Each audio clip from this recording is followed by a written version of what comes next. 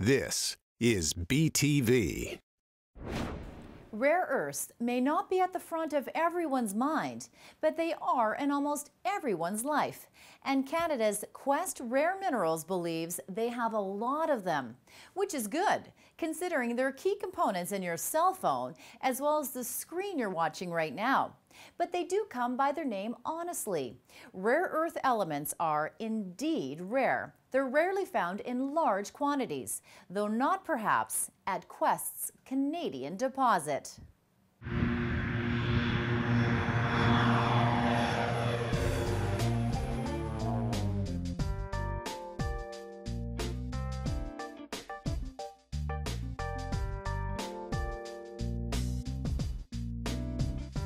The deposit we're currently defining at Strange Lake is very well endowed in heavy rare earths. As a matter of fact, it is viewed as the richest heavy rare earth element deposit in the world. Quest Rare Minerals' Strange Lake project is way up north on the Quebec-Labrador border. It's remote, but not hidden. Surveys as far back as 1979 revealed anomalies suggesting rare earth elements could be there. Geologists found that interesting, but they were pretty much the only ones. Back then, rare earth consumption was a mere tenth of what it is today. Now, with applications in everything from pollution control systems to cell phones, televisions, computers, and fluorescent lights, just to name a few, rare earths have achieved a whole new popularity. So, building on evidence gathered first by Iron Ore Company, or IOC, and later by others, Quest began exploring back in 2008. One of the areas of interest was within a 10-kilometer radius of the known deposit. We did follow-up on those, and by the end of 2008, there was about a half dozen brand new anomalies within that 10-kilometer area requiring additional follow-up. Some of them reporting extremely good grades, particularly the sampling over on top of what we now call the B zone, which is our new discovery about 3 kilometers further to the northwest from the old IOC discovery. To understand the significance of what Quest appears to have discovered, you need to know that there are basically two categories of rare earth elements, light and heavy. Most of what is currently mined around the world and consumed by current technology are the light ones.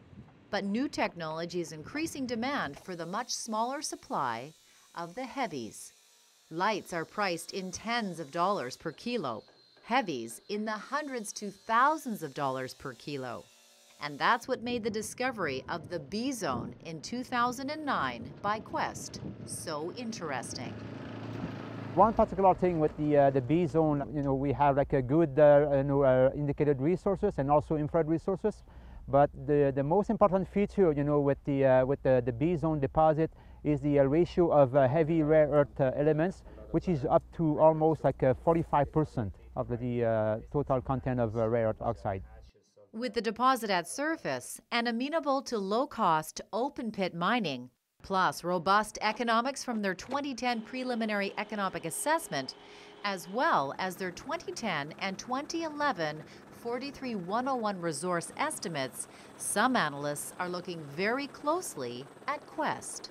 Quest Rare Minerals is one of the more advanced heavy rare earth deposits in the world, and it's about the second largest heavy rare earth deposit in the world. I've been to Quest twice, visited the project. It is quite remote in northeastern Quebec, but it has some of the highest grades and some of the most easily mined rare earth that exist anywhere in the world. So I'm very positive for the long-term viability of Quest.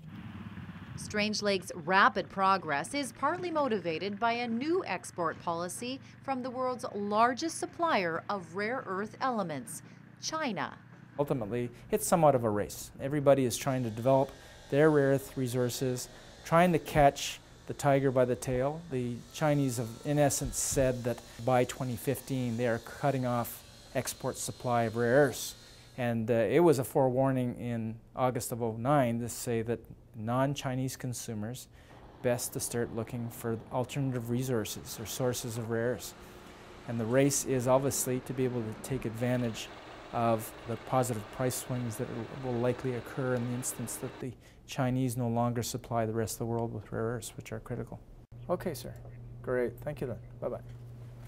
I know the management of Quest quite well, Peter Cashin. I have participated in a very early on private placement and got involved with Peter, and I think highly of his ability, not only as a geologist, but he's proven to be a very strong CEO as they move this company from exploration now more toward an engineering end. I think as a mining professional I'm quite driven, and because the team that I selected are also mine finders in their own right, it's like a bug.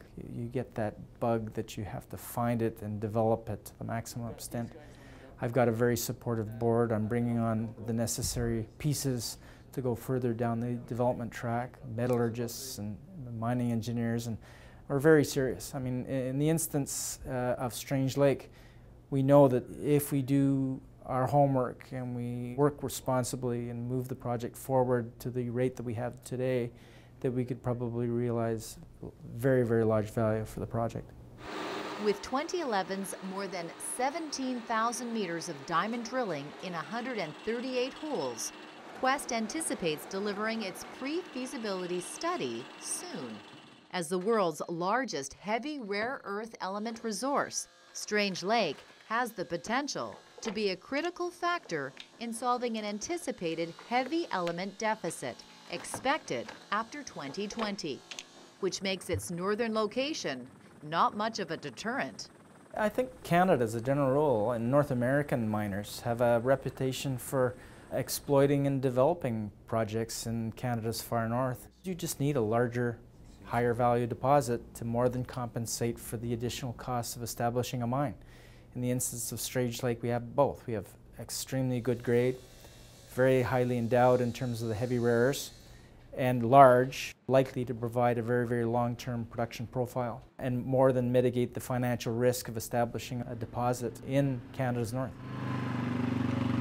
The plan is to build a mine and mill complex at Strange Lake and truck the processed ore 160 kilometers to the Labrador coast.